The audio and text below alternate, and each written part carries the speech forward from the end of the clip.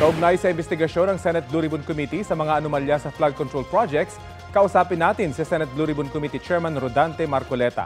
Magandang tanghali po at welcome po sa Balitang Hali.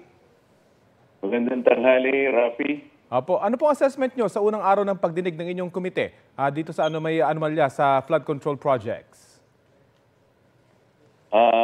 Kasi yung inilatag naming mga premises, sa aking palagay naman ay matagumpay naming naipaalam sa publiko kung saan ang direksyon ng aming unang mga pagdinig.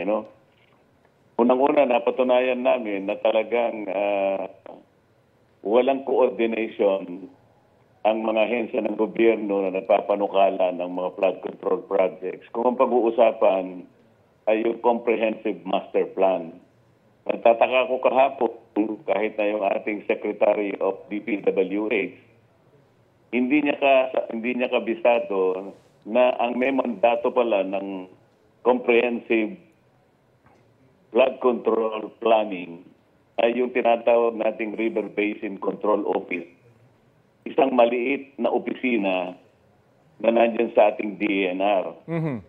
Ngayon, kung yung mandato na yon na ginagawa ng maliit na opisina na yon ay patuloy na na-overlook ng DPWH na siya yung pinakamalaking ahensya na nagsasagawa ng ganitong klaseng proyekto, talagang walang coordination. Opo. Kaya doon pa lang napatunayan na namin, hindi talaga integrated ang mga flood control projects na kanilang ipinupundar. Pero Senador, sa palagay...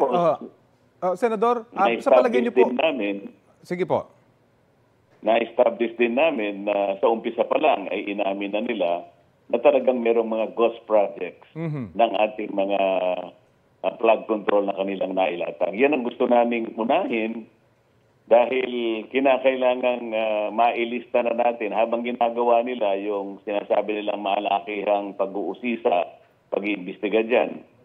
Importante na mapatunayan natin kahit na magtagal tayo ng konti sapagkat yan naman ang inihintay ng ating mga mamamayan na sa lahat ng pagdinig na gagawin natin, may mangyayari.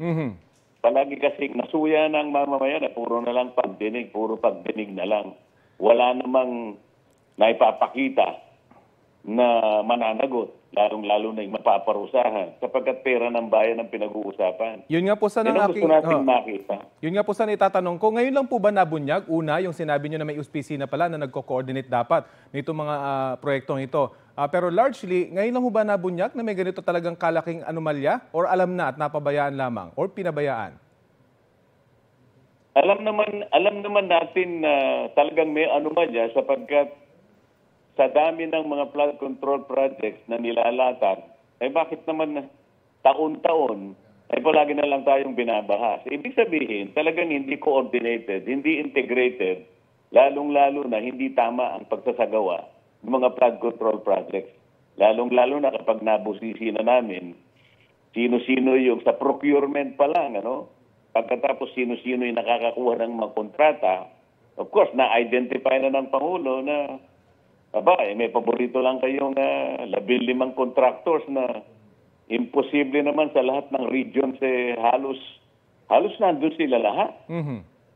Mahigit na 2,400 ang ating mga accredited contractors pagkatapos 15 na lang ang palaging nakakakuha ng mga projects. Meron talagang problema dito. Opo. Merong nagkukutsabahan dito. Yun ang gusto nating matukoy. Ano ang gagawin nyo kapag hindi pa rin sumipot itong inyong mga pinasabpina ng mga contractors at hindi tumugon sa inyong sabpina? Ano ang gagawin ng inyong komite?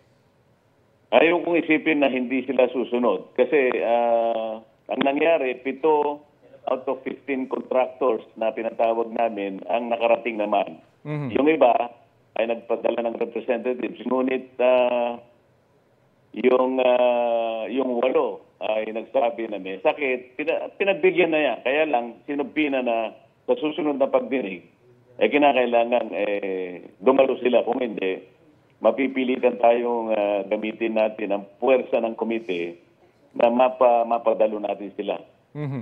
In aid of legislation po, itong mga pagdinig ng Senado, ano mga batas na po nakikita niyong kailangan baguhin o buuin sa ngayon? napakarami. Unang-una, napansin na lang namin dito sa bakit yung isa na dumalo kahapon, sole proprietorship lang siya. Nagtataka ko, paano siya nabigyan ng quadruple A? Ang pinag-uusapan natin dito yung Philippine Construction Accreditation Board. Doon pa lang problematic na.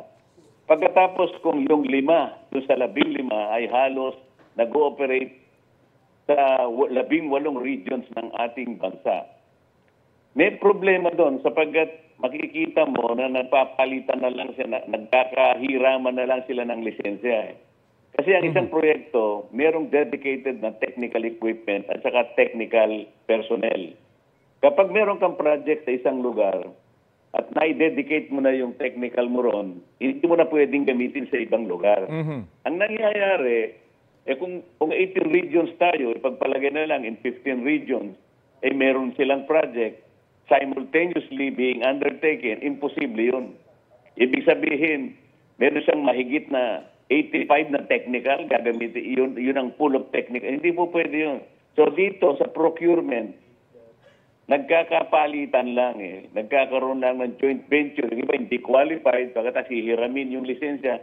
Lahat ng ito kailangan ay masolusyonan natin, makorek natin. Senador, paano po pag may lumabas na pangalan ng mga kongresista? Ano pong gagawin dito ng inyong komite? Meron tayong interparliamentary courtesy.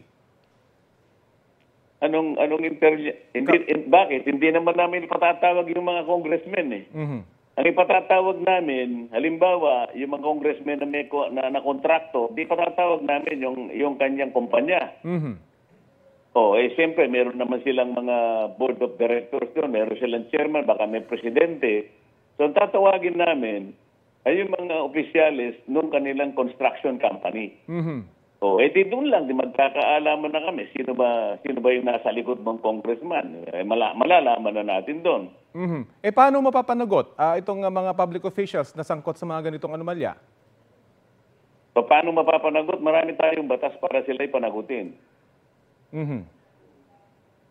Okay. Well, sige, aabangan po natin yung inyong pagpapatuloy ng pagdinig at kung may mga lumabas pang pangalan dito sa inyong sesyon. Maraming salamat po sa oras na binahagi niyo po sa Balitang Hali. Sana ay makapagtiyaga kayo na sundan ninyo ang development ng mga pagdinig na ito. Makakaasa po kayo si Senate Blue Ribbon Committee Chairman Rodante Marcoleta.